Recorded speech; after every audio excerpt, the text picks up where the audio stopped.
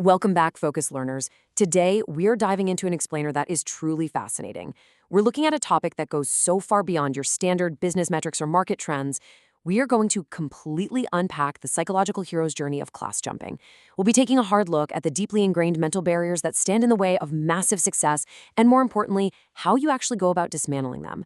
To do this, we're framing this entire explainer as a deep dive into the mind of a successful founder, specifically Yammer, a Forbes 30 under 30 entrepreneur who managed to break completely free from her socioeconomic baseline. If you've ever felt like your background is holding you back, or, if you're just fascinated by the raw psychology of high-stakes ambition, you are absolutely in the right place. Let's get right into it. Okay, I want to start strong by just putting this massive number right out there on the table, $20 million. Now, this isn't some abstract future projection. This is the near valuation of a tech startup right now. But honestly, what makes this number absolutely staggering isn't the economics of it, it's the psychology behind it. This company was built by someone who started with absolutely nothing. Zero. We are setting the stage here for a profound psychological breakdown, because navigating from 0 to 20 million requires a mental rewiring that is arguably much, much harder than the business execution itself. It's an internal battle. To truly grasp this, we have to look at the intense paradox, the immense cognitive dissonance at play here. Just imagine for a second, growing up in a household supported purely by two minimum wage incomes. In that kind of environment, the primary goal isn't growth, right? It's survival. Every single financial decision is hyper-calculated based on scarcity. It has to be. Now contrast that deep-rooted psychological conditioning with the sheer, unapologetic audacity required to look at the world and say, I'm going to build $1 billion company. I am going to build a unicorn. The mental chasm between the scarcity mindset and unicorn ambition is incredibly vast. Crossing it involves a brutal, everyday internal battle, which is exactly what we are going to analyze today. To navigate all these hidden mental barriers, we'll be using a 5-part psychological framework. 1. The socioeconomic starting line. 2. Family conditioning and wealth. 3. The psychology of risk. 4. Imposter syndrome versus ambition. And finally, 5. Overcoming your mental barriers. All right, let's jump right into part 1, the socioeconomic starting line, breaking the baseline. So for Yammer's working class family, life was entirely about stability, not scaling. Securing a modest home through a local urban renewal project was their absolute pinnacle of financial achievement. That was the dream realized. But right at that very moment of ultimate family stability, we get a massive shock to the system. Picture this. Yammer walks into that brand new hard-earned house holding an investment check for a startup that is only 1 month old. And that check, it's worth twice the total value of the home her parents had literally spent a lifetime trying to get. This is the exact moment where early, aggressive entrepreneurial success violently collides with a deeply ingrained, scarcity-driven family environment. It's a total collision of two completely different worlds. Moving on to part 2, family conditioning and wealth, the generational gap. When sudden wealth and high-risk venture capital enter an environment that has literally only ever known financial survival, it doesn't trigger a celebration. You'd think it would, but it doesn't. It triggers alarm. Notice her father's exact reaction here. Will they just give you this much money for nothing? How will we pay this back? You're bringing trouble upon us. Think about the psychology here. To a wealthy family, a massive investment is a huge validation of a business model. But to a working class mind, it is a dangerous, unpayable trap. In a world where money is only ever earned through grueling, hourly physical labor, the idea that someone just hands you a massive sum of money based purely on potential sounds like a terrifying debt. It sounds like something that will ultimately ruin the family. This right here is the textbook definition of socioeconomic conditioning. It's a fascinating, albeit incredibly difficult, psychological phenomenon.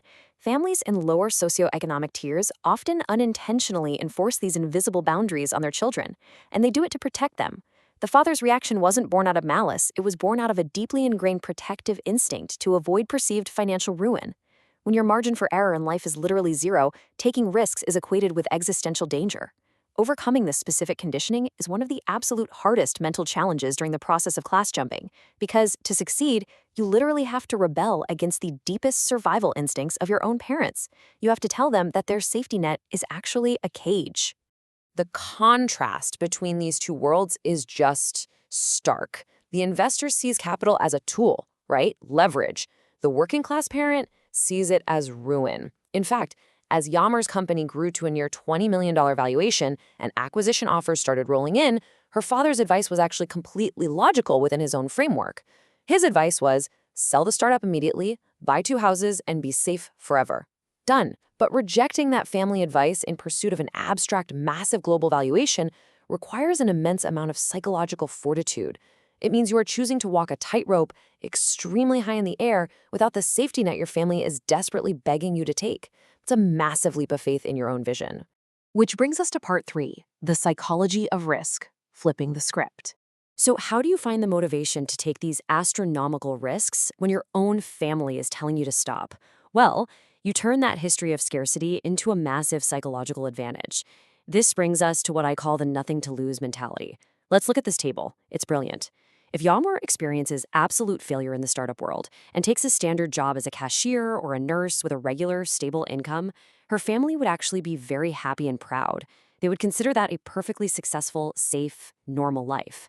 Meanwhile, if she achieves massive success and becomes a unicorn CEO, her family is mostly indifferent or anxious because they simply don't understand that world. Now, really think about the psychology here. If your absolute worst-case scenario is still considered a success by your immediate environment, your capacity for risk becomes virtually limitless. You have a superpower. As Yammer perfectly puts it, if the startup fails, the only thing she actually loses is her own ambition. Her family won't be disappointed, they'll probably be relieved, and this brings a profound, almost unimaginable psychological freedom. When you realize your massive goals are solely for yourself, it completely removes the paralysis of external social pressure. You aren't trying to uphold some grand, wealthy family legacy. You aren't terrified of falling from grace because, well, you started on the ground floor anyway. There's nowhere to fall. This realization that your ambition is entirely your own playground is the ultimate fuel for high-risk entrepreneurship. Part 4, Imposter Syndrome versus Ambition, the internal conflict. Now, rapid class jumping creates an absolutely exhausting cognitive dissonance. It's a constant mental tug of war. On paper, her professional ambition is sky high, scaling a global company to a $400 or $500 million valuation by leveraging deep market data. But her internal reality, her actual psychological state when she's sitting at the negotiating table, is completely different. Despite having superior user data and a proven platform, she admits she often feels like the wealthy investors across the table aren't actually doing a massive business deal with her. Instead, her brain tells her they are just doing charity for a young girl from a poor background. She actively struggles to view herself as a legitimate, equal business partner in those high-stakes rooms. And the real-world paralysis caused by this imposter syndrome is profound.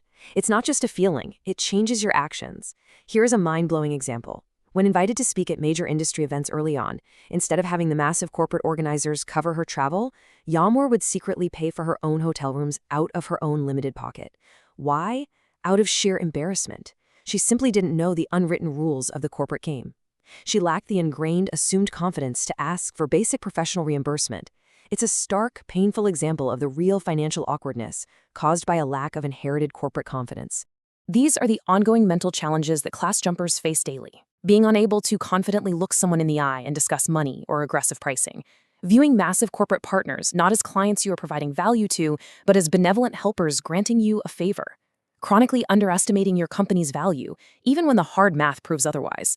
You see, wealthier entrepreneurial peers inherit a business mentality. They are taught from childhood how to negotiate, how to value their time, and how to command a room. It's second nature.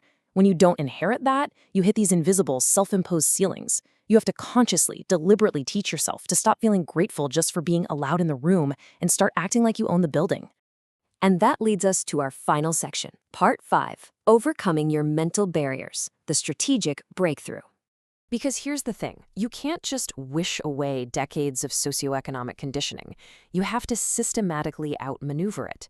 Yammer completely bypassed her limitations through a very specific 3-step strategic process: an honest self-audit, global market observation, and execution without permission.